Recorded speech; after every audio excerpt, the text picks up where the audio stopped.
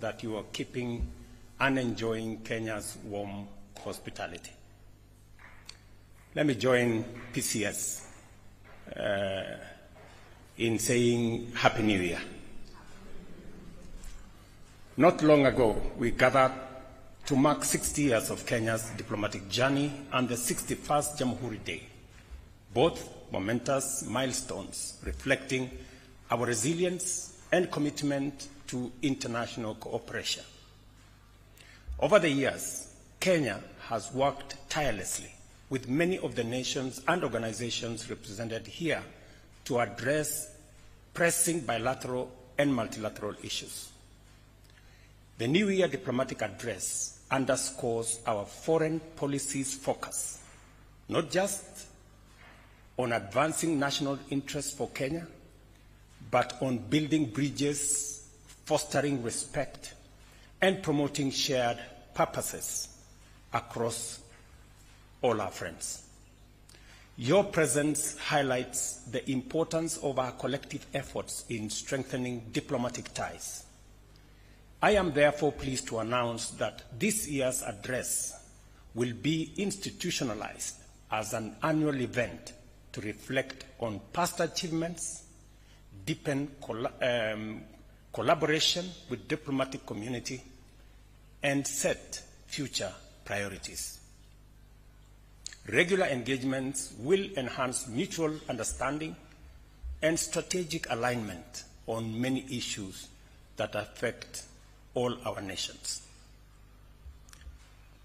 Ladies and gentlemen, Excellencies, Kenya's commitment to diplomacy has allowed us to forge strong global relationships.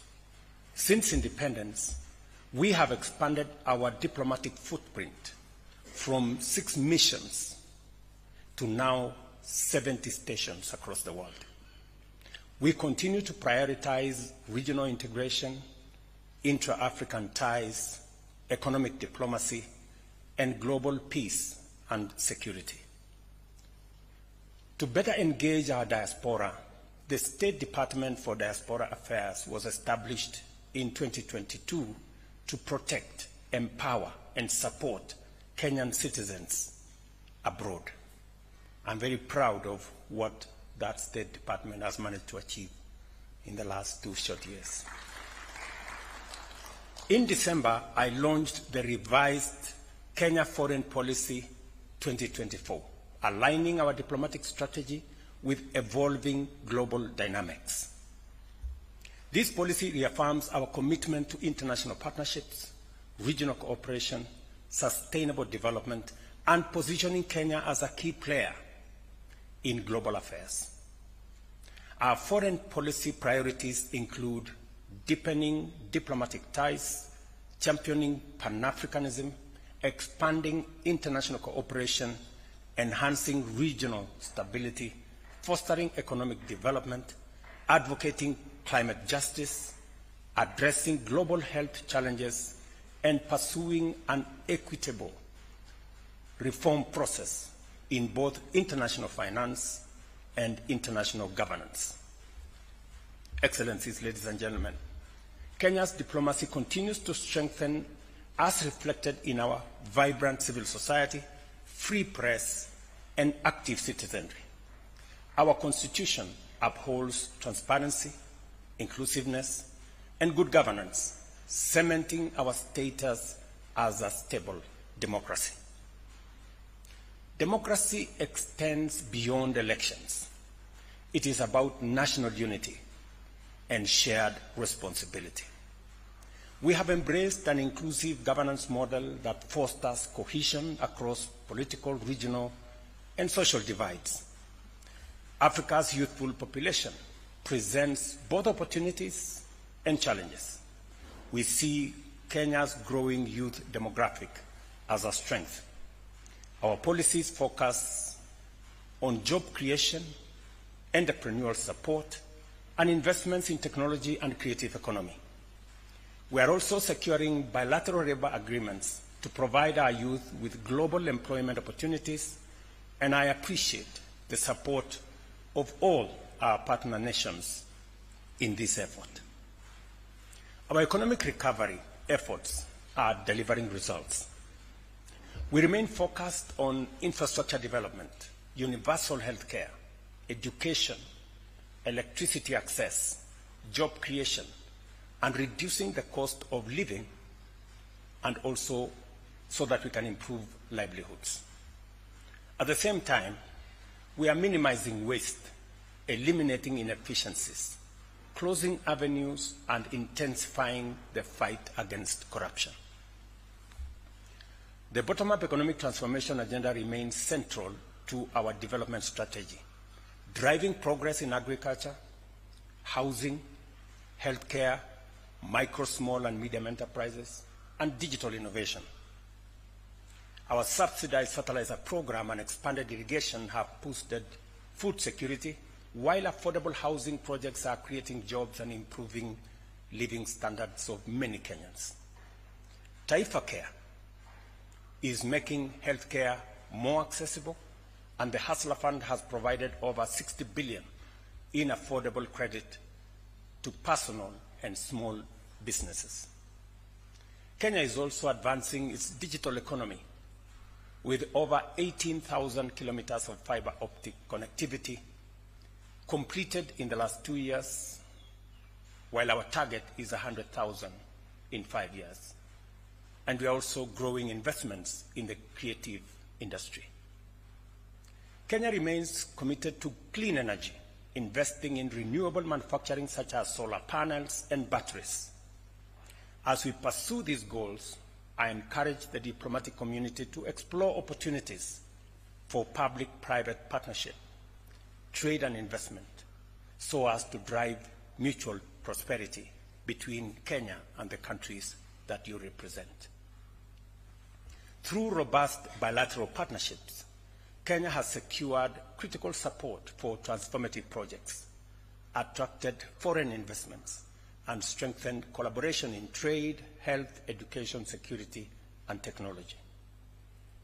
In 2024, we engaged in high-level state visits, joint commissions, economic forums, and strategic engagements to advance our diplomatic priorities.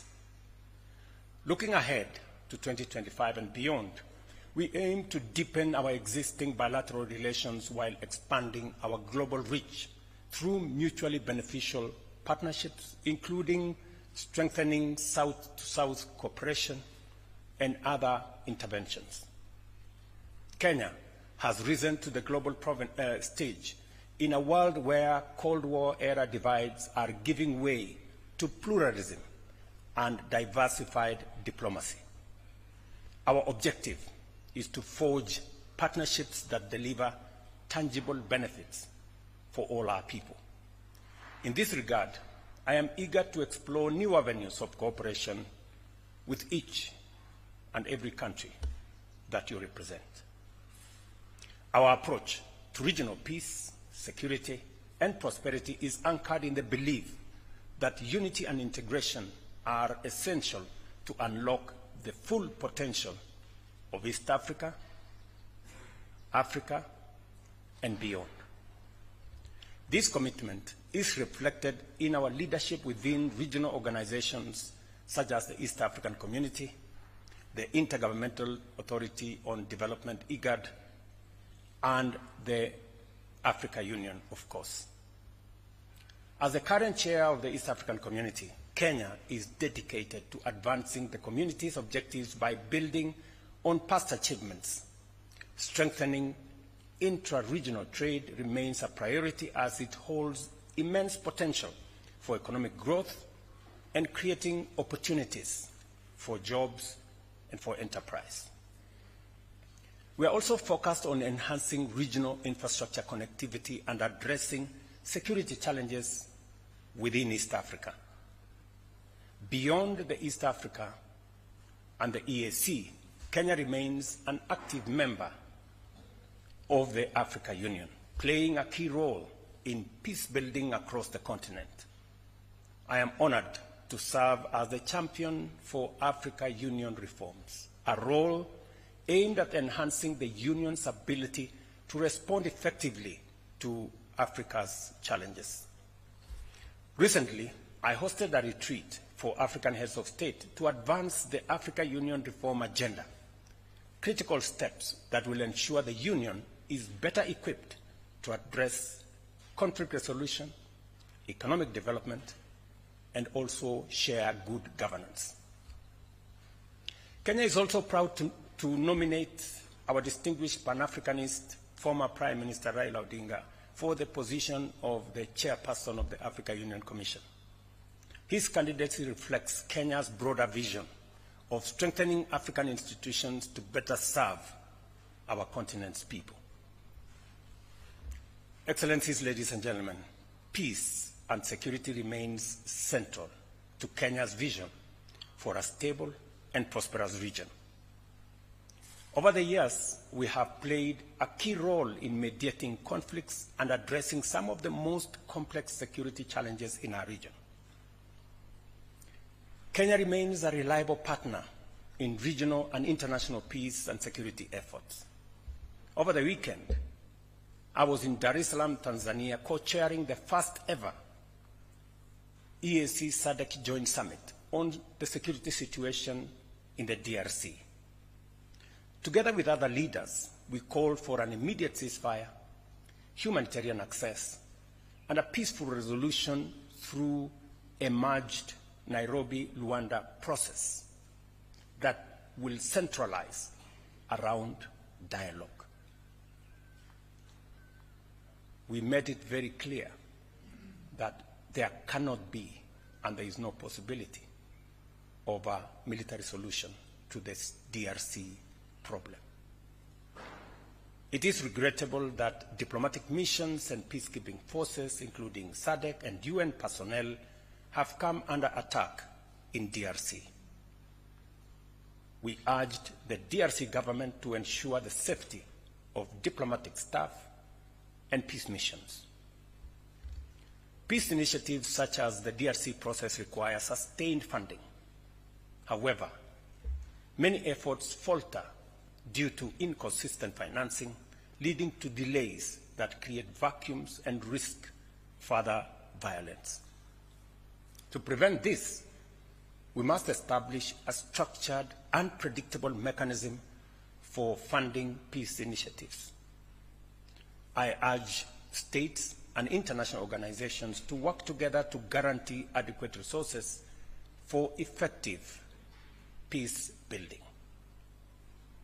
In fact, as part of the reorganization of the Africa Union in the reform process, is to do more around conflict prevention and peace building,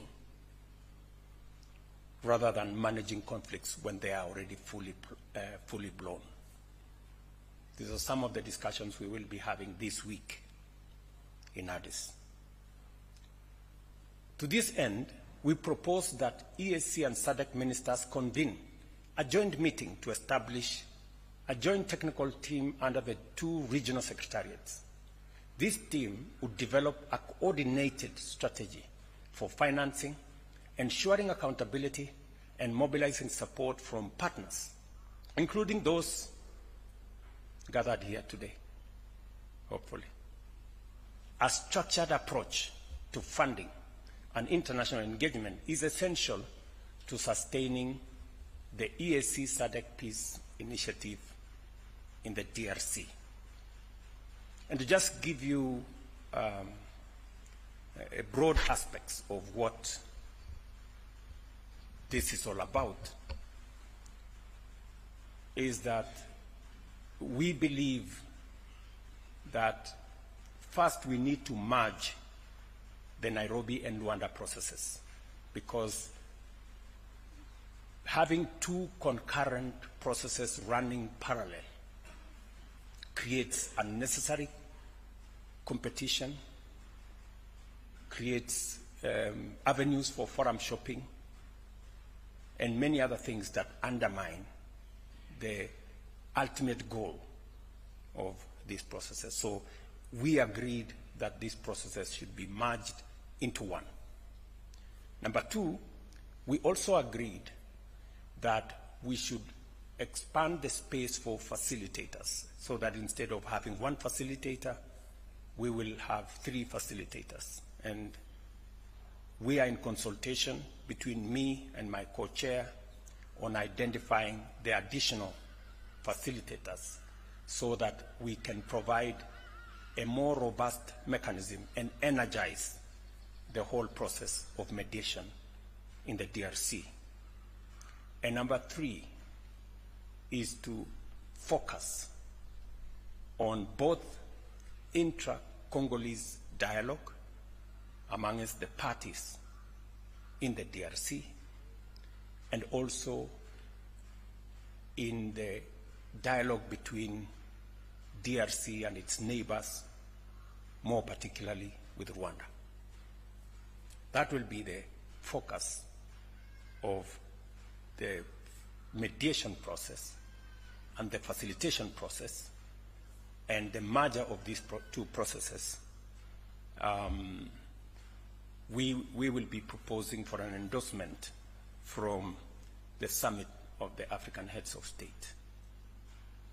And to avoid the pitfalls of the past, both processes suffered funding challenges. We have agreed that this time round, we want to agree on a funding mechanism that is predictable and that can sustain the whole process to its conclusion, because the situation in DRC is so dire, is so tragic. In fact, it is an indictment to leadership, not just in our region, but I think globally as well. Ladies and gentlemen, as the East African Chair, I also echo the calls of the Africa Union, SADC, the UN, the G7, European Union, Britain, and the United States, and others, for all the parties in the DRC conflict to prioritize negotiations, dialogue, and commit to all of us working towards achieving lasting peace. Kenya's peace and security efforts extend across the continent.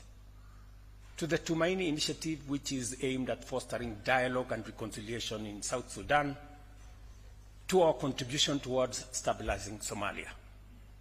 On the Tumaini process, we believe that process is in the tail end. Hopefully, in the next couple of weeks, maybe a month or 2, we should be able to conclude that process and allow the people of South Sudan to focus on their development towards an election that will give the people of South Sudan the opportunity to choose their leaders. On the Somali process, we are participating in the post-ATMIS arrangement and possibly working with other partners in the new arrangement to see how efforts of stabilizing Somalia can be achieved using and working with all the troop contributing countries and all the other partners that are supporting that process. We urge our international partners to support these missions and ensure their success. In late January, I met Sudan